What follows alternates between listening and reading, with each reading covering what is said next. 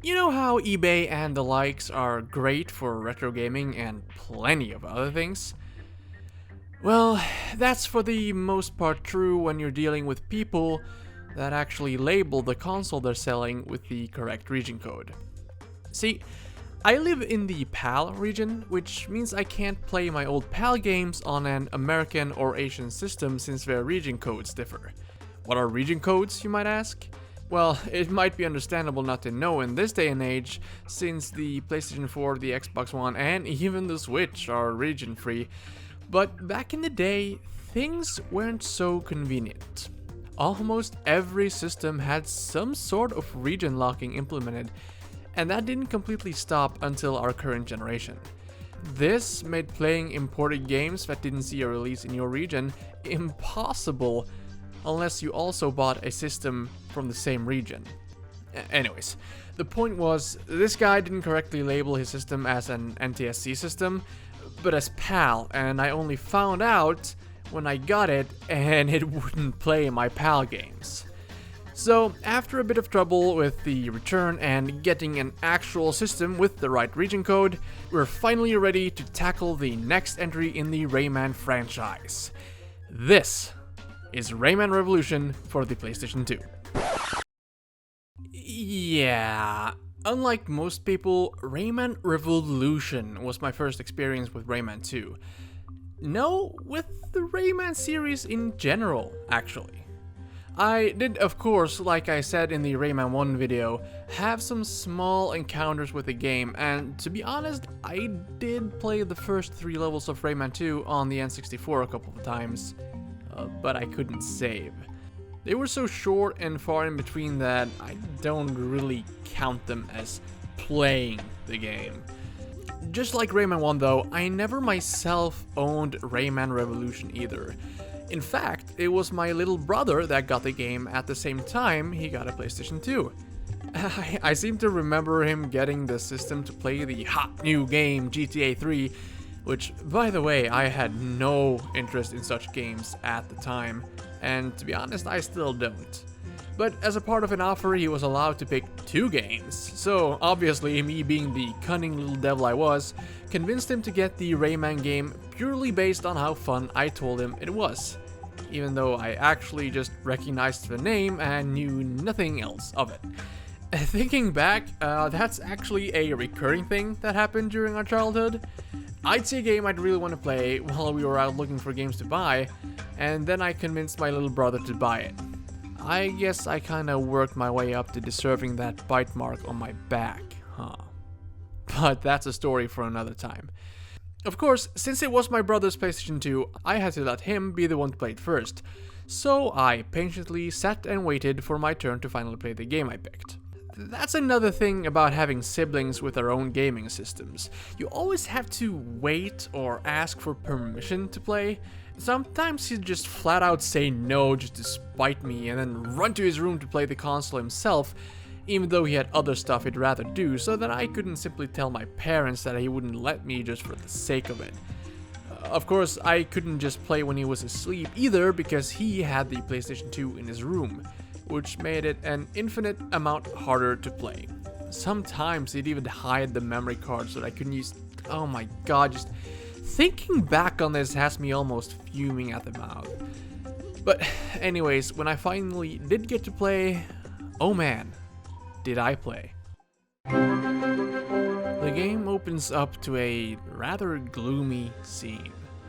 Apparently, this is what has happened to the world after the pirates exploded the heart of the world and plunged it into chaos. Sound familiar? Well, that's because the exact same thing happened in Rayman 1, but to be honest, the story doesn't really matter. The pirates that they're referring to are robots. Why they're robots, no one knows, and it's never really explained at all. We also learn that...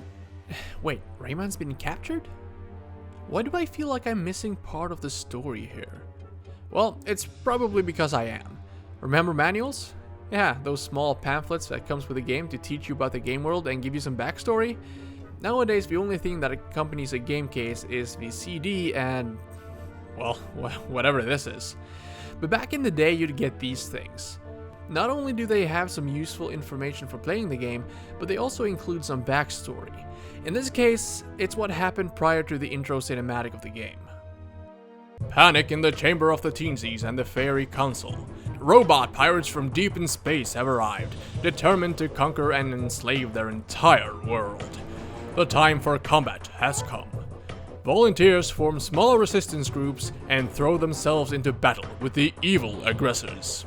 Rayman and his friend Glowbox go to the edge of the Great Forest, where the highest number of pirates are located. Rayman jumps from a tree and activates his helicopter for a soft landing in the middle of a thicket of bushes. "The pirates are coming straight at us!" cries Rayman to his friend. "Get ready!" The earth suddenly begins to tremble. Several trees collapse, creating a passageway for an army of robots. The battle begins!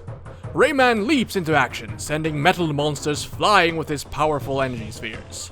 A little later, Glowbox, trembling with fright, desperately tries to make the robots rust by creating little rainstorms over their heads. A robot, creaking horribly, crashes to the ground. "Not bad, Glowbox," shouts Rayman with a smile. Glowbox tries to answer, but Rayman doesn't hear. The strained face of Lee has just appeared in his mind. "Rayman," begins Lee in a weary voice. "The pirates have broken the heart of the world. The energy has scattered. Other than Clark, all of our brave warriors have been captured." Shocked by this terrible news, Rayman lets himself be surprised by a gigantic robot who pins him between its powerful pincers. He tries to create a new energy sphere in the palm of his hand, but to no avail. The destruction of the primordial core has taken away all of his powers. Desperate, he shouts to his friend, "They got me, Glowbox! Save yourself!" But what about you?" "No time to explain! Go find Lee! She'll tell you what to do!" After a moment of hesitation, Glowbox dodges between the feet of the robots and plunges into the high grass. An evil laugh reverberates. Rayman turns and sees Razorbeard, the leader of the pirates. "I have you, Rayman! You'll soon be my most obedient slave!" Rayman tries to free himself, but the iron grip of the robot tightens around him. He casts a dark look at Razorbeard and shouts defiantly, "It's not over yet, pirate! I'll find a way to escape, and then I'll make you wish you'd never been born!" Starting the game. Install your computer entertainment oh wait, hang on. I guess we're done then. Okay. Well, first of all, I'm pretty sure that's not how robots work, Rayman. Second, holy crap, this series got dark. Of course, while it started out pretty harmless, the first game got pretty dark as well, but it did so with a smirk on its face and a twinkle in its eye. In Rayman 2, everything has already gone to shit, and it's up to you to fix it. Unlike Rayman 1, it's obvious that this game wants you to take it seriously. The people of the Glade of Dreams have been captured and turned into slaves. Lee, a powerful fairy, has lost all her powers and are getting weaker by the minute, and the only one that can fix this is a guy without limbs. Great. All of this, except the backstory in the manual, is told to you via on-screen text and some overlaid monologue. But you'll be hard-pressed to hear it unless you turn the volume of the music down, because this shit is so badly mixed, you'll be lucky to catch even a few words. Getting weak. Soon it will be too late. You must escape, Rayman. You are our only hope. And this problem presents itself in almost every cutscene in the game. I have to say though, when you can actually hear it, the voice acting is not all too bad. It's at least a huge step up from the PlayStation 1 version. But first, I gotta go and find Lee. She likes to hang out around here.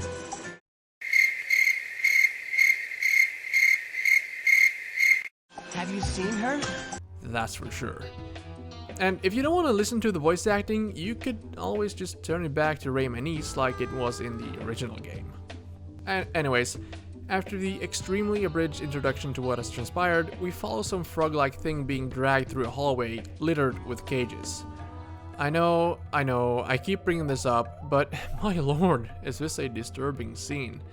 He's eventually thrown into his cell with Rayman already in it, who is extremely happy to see him again. Yeah, this is a glow box. The same glow box that, and I quote, dodges between the feet of the robots.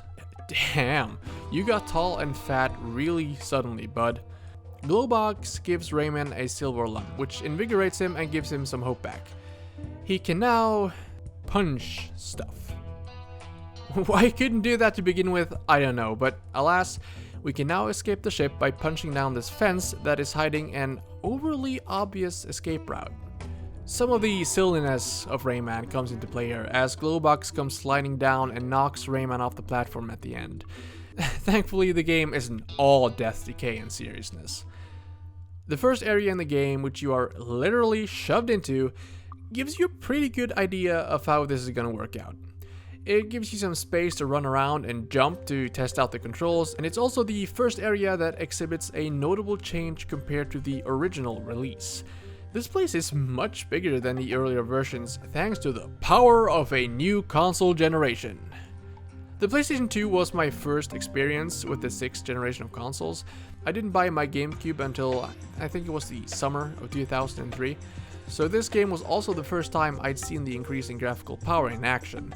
The PlayStation 2 wasn't really the most powerful console to begin with, and Rayman Revolution was also a launch game and a port, so it's not really the best example of what the PS2 could do.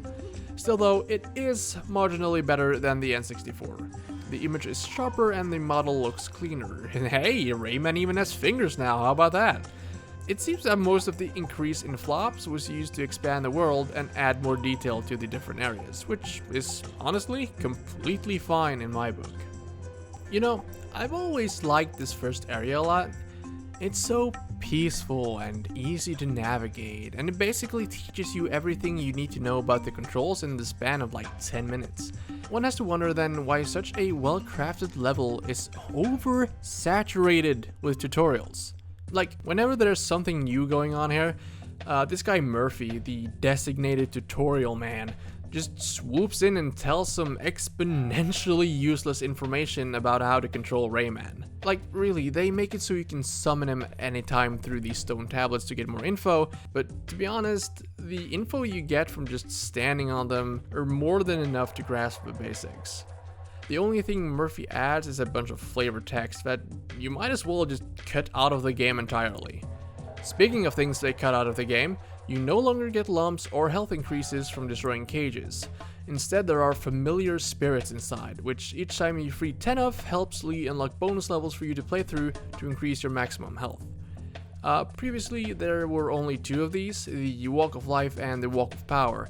In addition to those 2, there's the Jump Challenge, Water Ski Challenge, Grab Challenge, Trampoline Challenge, Raid Type Challenge, and something that used to be at the end of the original game, the roller coaster part of the level Top of the World. These are a nice distraction, I guess, but some of them are just plain ruthless. You have to collect a set number of red lumps to win the stage, so even if you complete the stage, you won't get the clear unless you have all the lumps. And also, who in their right mind thought it was a good idea to make the roller coaster stage the first one you unlock? I never finished this during the playthrough. I already did it like way back when, and I can feel the horrible memories resurfacing, so I think we'll leave it at that. Anyways, where were we? Oh right, the first level. Basically all you do is go to the end, but you have to collect 5 lumps or else you won't be able to proceed. This is all conveyed through what I think is supposed to be an actual human saying things, but like I said, you can't hear shit! No, but honestly, this silly back and forth between these teensies really help lighten the mood after listening to some kids crying about their dead dad. Like, come on, give it a rest, you're just standing here anyways, come on. They then give Rayman another silver lump, and what's the point of this? I mean, in the original you could shoot from your fist from the get-go, but here you get that ability like 10 minutes into the game. What exactly does this add to the experience that the first release didn't have? Anyways, after this the teensies summon forth a portal which you dive into and it takes you away to some unknown place. This is probably the biggest new addition in Rayman Revolution. Every level in this game is accessed via 3 hub worlds, all collectively known as the Front. I love hub worlds. Like, ever since Super Mario 64, hub worlds have been one of the most enjoyable features in games for me. And in the case of this game, man, I just ran around here for hours on end. Or at least I think that's probably what it felt like. While replaying this game, I've come to the disappointing conclusion that there is absolutely nothing to do here except for collecting the odd lump. Sure, I remember having a lot of fun while exploring these places, but that's probably just the nostalgia talking.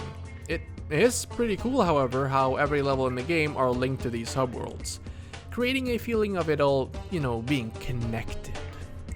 There's also a sense of progression in that when you, for example, save Clark, he can help you reach Glowbox's house, which is the second hub area. You'd also think that since all these levels are intertwined through the hub, you can do them in any order you choose, but that's not really the case at all.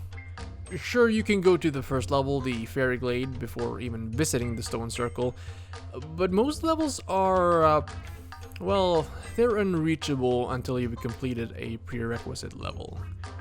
When you eventually unlock the next part of the hub world is also 100% determined by your progress in the story, and well, you'll end up visiting all the levels anyways.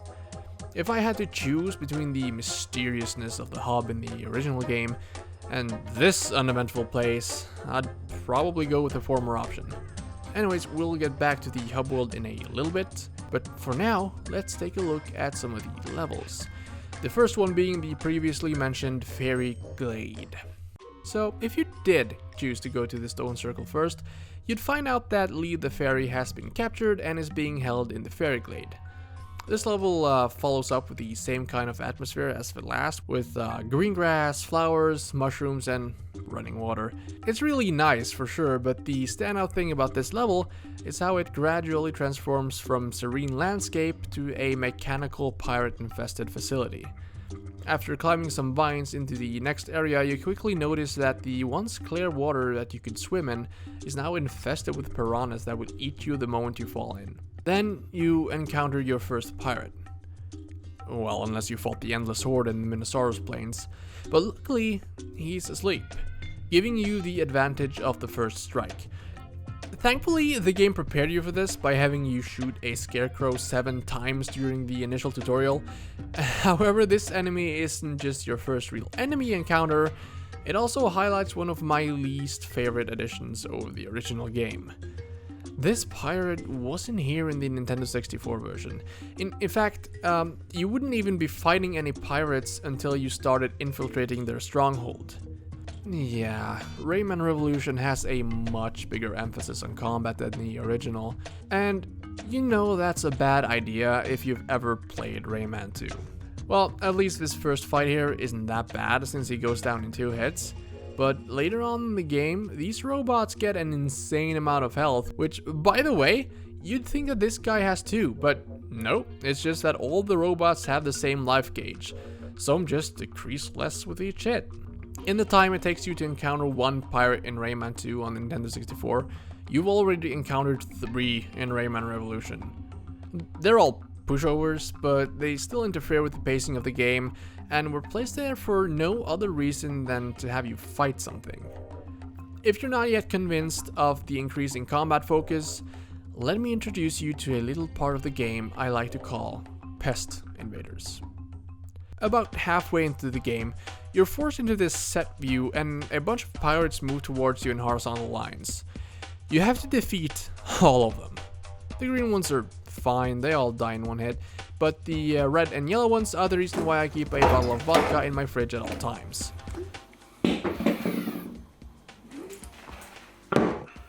They take so many hits, And the length of the invincibility frames on these things are ridiculous.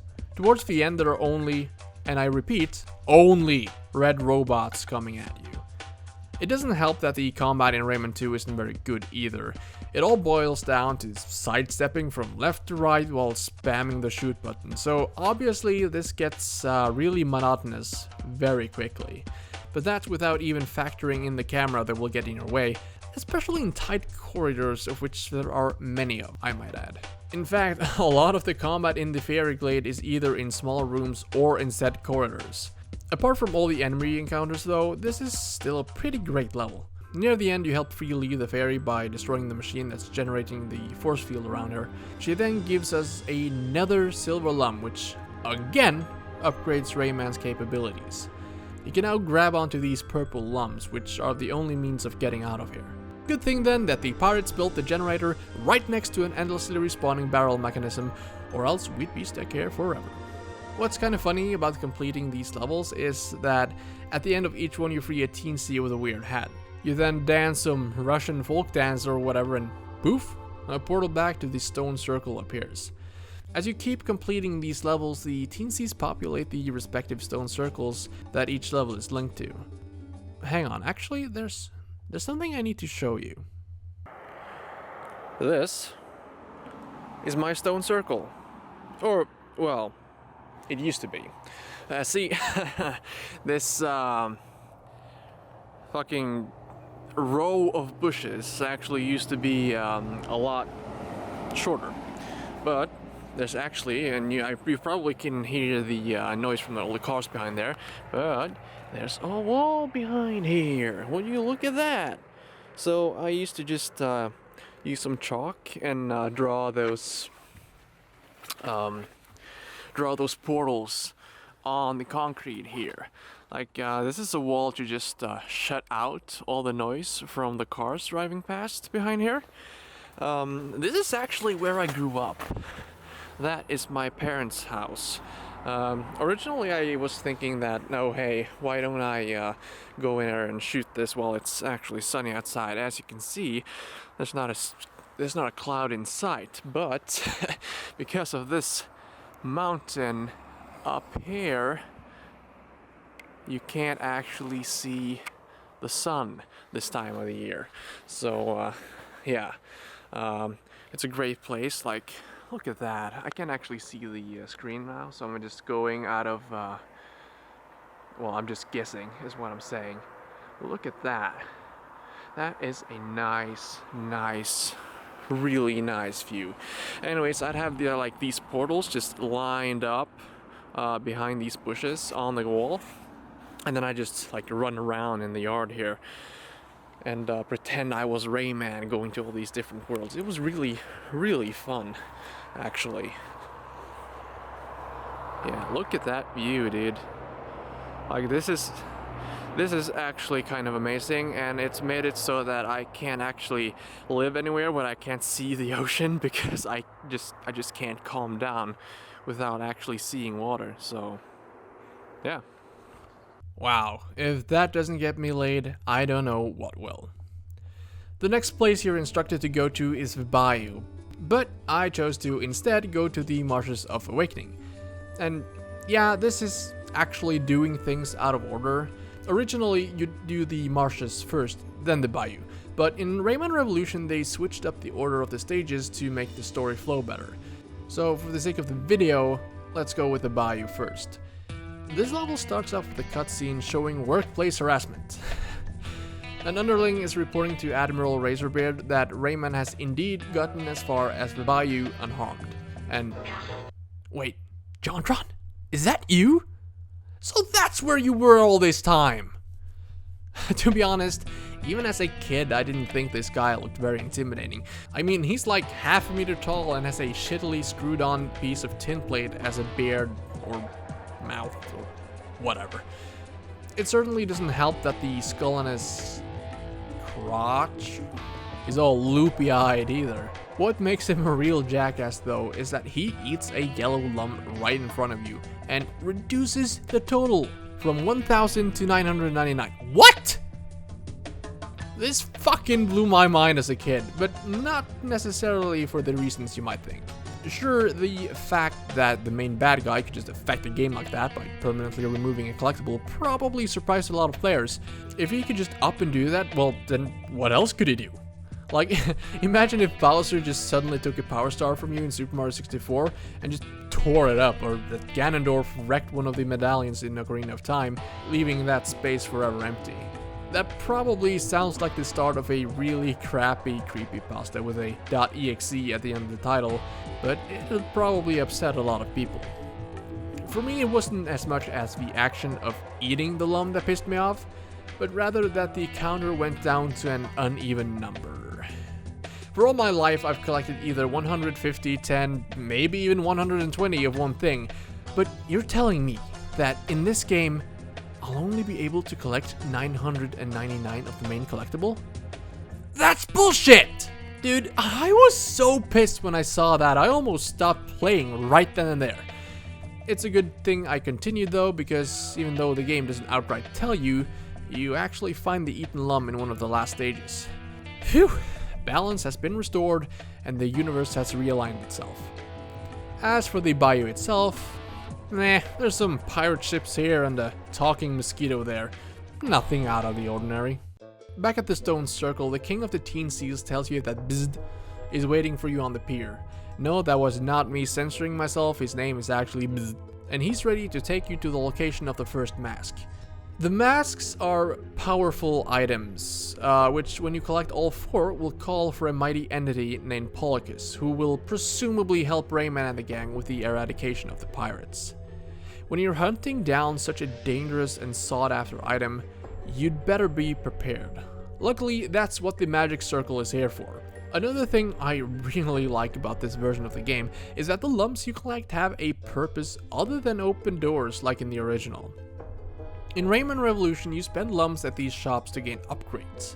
If you've already played Rayman 2, you've probably noticed that 1. The shot speed is horrendous, and 2. The shots don't bounce off of walls. Well, these abilities have been locked behind lumps. Of course, you could easily complete the game without them. Rate of Fire is especially useless since the pirates have such absurd long invincibilities after being hit anyways. But there are some worthwhile upgrades here too. Most notably is the ability to charge up your shots, and most importantly, you can run while carrying stuff. Like, this is bar none the best upgrade in the game, just because of how much less of a drag it becomes to carry around barrels and such. Other than that, there's the Rebound 2 ability that lets your shots ricochet off of enemies at the cost of a slight reduction in damage for the next enemy hit in succession, and an upgrade to Accumulation where your shot explodes when it hits. Anyways, once we've equipped ourselves, let's head to the Sanctuary of Water and Ice. Bzd the Mosquito is waiting for you at the pier with a boat. You know, I like to think that Bzd is the one guy you befriended in Rayman 1, but that's just pure speculation on my part. Actually, this world seems to be an entirely different place to where you were in the first game. Actually, Bzd wasn't present in the original release of Rayman 2 at all, so it seems the devs just put him there to explain how Rayman got to this island out in the middle of the sea instead of, ooh, magical portal, wee! Razorbeard really must not want us to get through this place, because the first thing you encounter at the landing is a bunch of pirates. Let me just take a minute here to complain about the enemy AI. If you're watching the footage, you've probably already noticed that the only actions the enemies take is jump, run, or shoot. Actually, most enemies won't even move about, they just stand around and wait for you to hit them. This place in particular is where you'll most likely notice this lack of intelligence. Starting off, the first 3 enemies that pop up are literally just standing around and jumping despite all the available terrain. The next guy has a flamethrower and will automatically fire when you're in line of sight, but merely sidestep for half a second and you're in the clear. You might be thinking, oh come on, this is like the 4th level, it's supposed to be easy, surely it gets better, right? No. Well, except for some new enemy types, they don't get any smarter at all. So while Ubisoft increased the amount of enemies, they did nothing to make the encounters more challenging. Like I said earlier, it all just boils down to sidestepping and spamming the shoot button. This is still a really cool level though. I really like the aesthetic here. You start off at a beach and work your way into the sanctuary. I really enjoy what they did with the music here too. When you step off the boat, there's basically just ambient noise, but as you progress through the level, instruments are just gradually added. I've always liked it when they do that in games, and this track in particular is pretty boppin'. This isn't a very long level either. It all ends up with a slide section, and oh my god, look at this!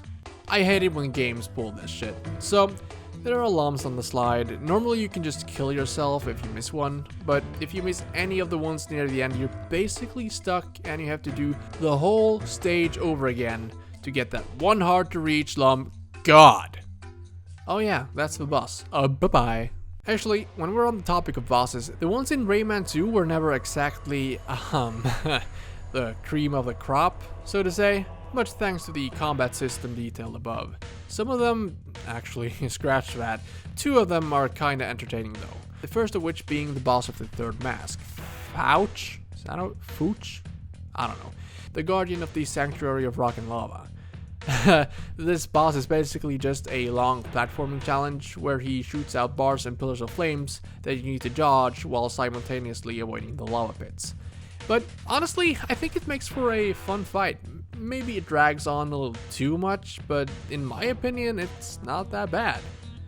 The second one, Boss BD Tank, like really, I mean, why did you call it Boss BD Tank? It looks weird. Is new to Rayman Revolution and takes place as you venture into the robot factory. Another new area to rescue Glowbox's daughter. I actually really like this one, even though it's completely unnecessary. It has you running around to press 4 switches to activate a gun, and when you do so, the one piloting the BD tank, the Spyglass Pirate, jumps out and starts running around to try and deactivate the weapon as you take aim and shoot the tank. Are you noticing a pattern here? Rayman Revolution actually added a bunch of bosses, but the BD tank one is the only I actually like, since the rest is mostly combat focused. Big surprise.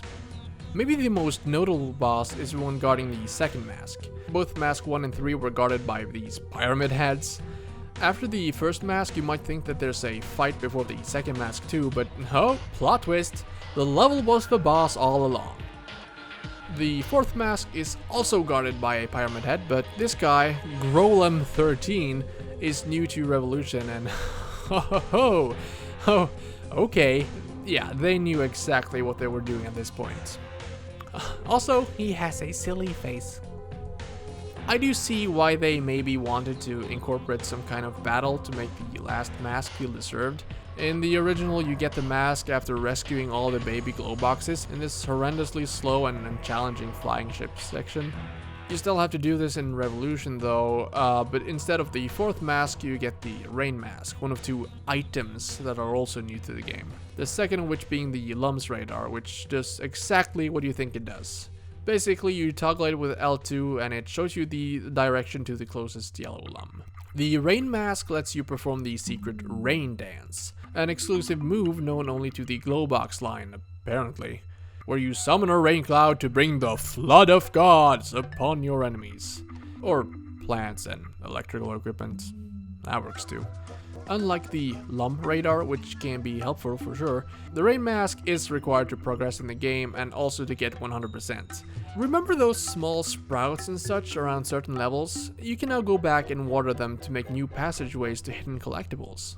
Like, I really don't like it when games does this, unless it's, deeply rooted in the core of the game, like for example in Metroid. In Rayman 2 though, it's poorly implemented. What it comes down to is you having to go back through an entire completed level to get like a couple of lums and maybe a cage. Since there's also no reward for 100% in the game, going back isn't exactly that tantalizing.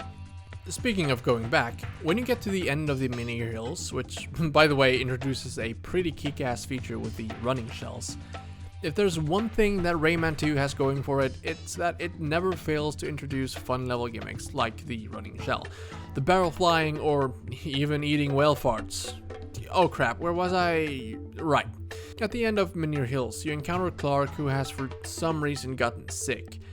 As a kid, I always thought it was because he ate a robot part or something. You might remember Clark from the overworld when Rayman was just about to be recaptured by the pirates literally 5 minutes after he'd finally gotten free, so they're obviously good friends.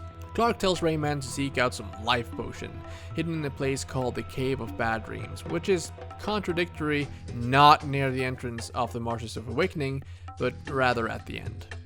This is why you'd want to wait to go through the marshes until you can actually get into the Cave of Bad Dreams. The Marshes of Awakening introduces another fun activity, surfing. I mean, this is pretty fun for the most part, except for some nearly invisible enemies, but I can see why it's probably one of the most beloved levels in the game. Speaking of beloved levels, here it is. Maybe the best level, actually no, I'm pretty sure this is the best level in the game. The Cave of Bad Dreams just has this eerie atmosphere throughout it. The platforming challenges are top notch and the music is so good, man. But the main entree here is the slide at the end. I'm pretty sure that about 100 kids collectively pissed their pants when they got to this place. And just the feeling of something always watching you throughout the level, which culminates in a huge monster rising from the ground behind you and chasing you while the camera is set from the point of view from inside his mouth, just brings out some recurring, well, bad dreams. Yeah, I actually used to have nightmares about this. It's kind of silly when I think back on it, but I was kind of a scaredy cat as a kid, which you'll probably see more examples of when I look at Ocarina of Time down the line. Anyways, the level ends with a pretty memorable boss fight, I guess, and you're then given the infamous choice. Do you want the life potion or the gold? It takes you to an alternate ending where Rayman is on an island in his hammock from the intro to Rayman 1 with a pile of gold beside him. He's also gotten way fat. Like, was that actual gold coins or was it just like those cheap chocolate ones? Before you're able to ponder that any further though, you're back to the dilemma of gold or no gold. You can try as many times as you like, but you'll have to choose no to progress. Turns out this was all going on in Rayman's head or something, because he's clearly hypnotized right here. So we get the Elixir of Life. Not what we were sent to fetch, but I guess I'll just have to do.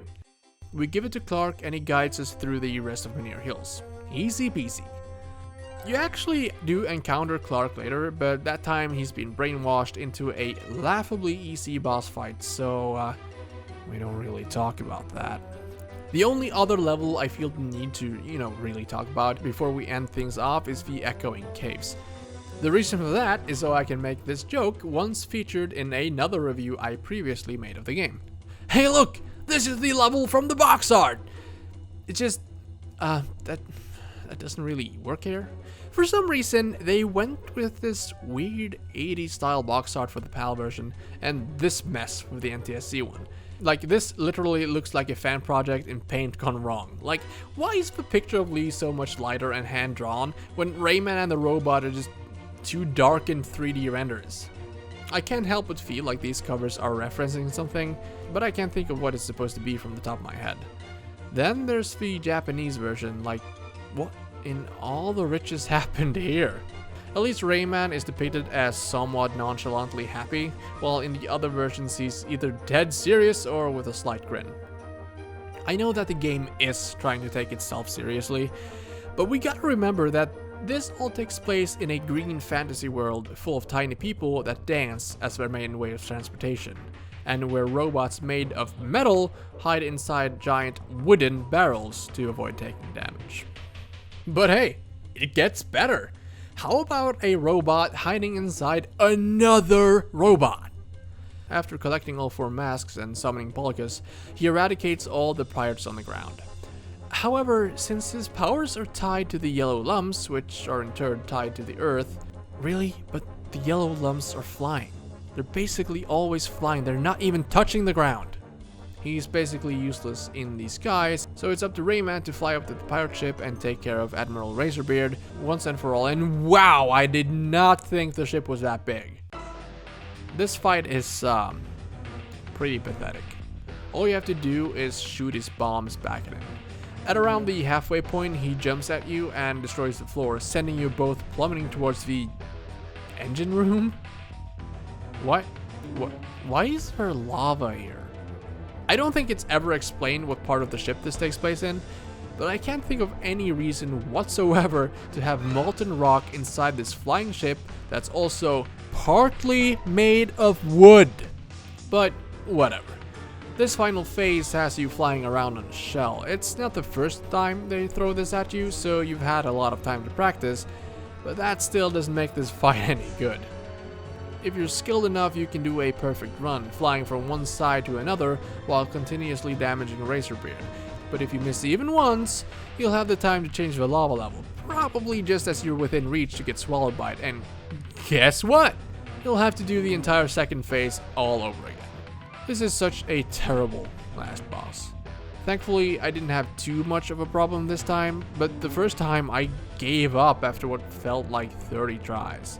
Which was probably just around 10, it's just that since he takes such a beating before finally going down for good, it feels longer than it actually is.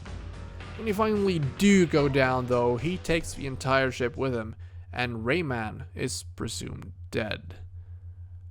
But, oh, just kidding, he's alive after all, the end.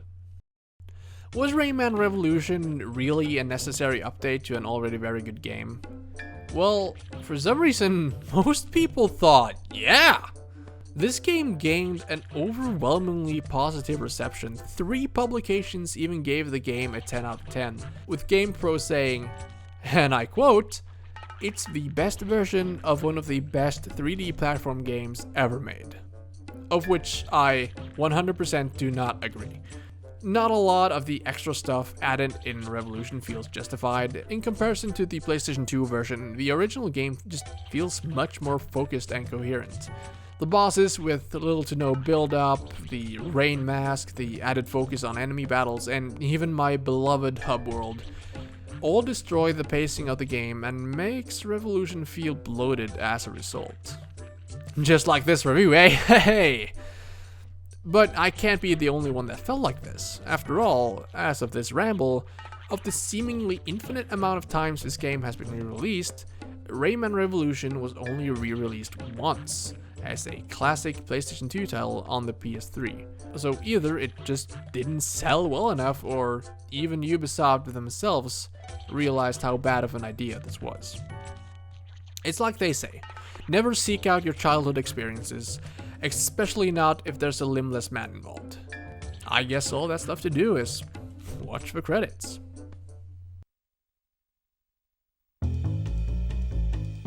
You know what? Never mind. I take back everything bad I've ever said about this game. Whew. Well, I feel like this one got a bit rambly, but that's okay once in a while, right? I'm still trying to find the style that fits me the best, so please bear with me while I continue to explore my many options. Anyways, with that out of the way, next time we're gonna take a look at a game all about fighting to the death. See you guys then.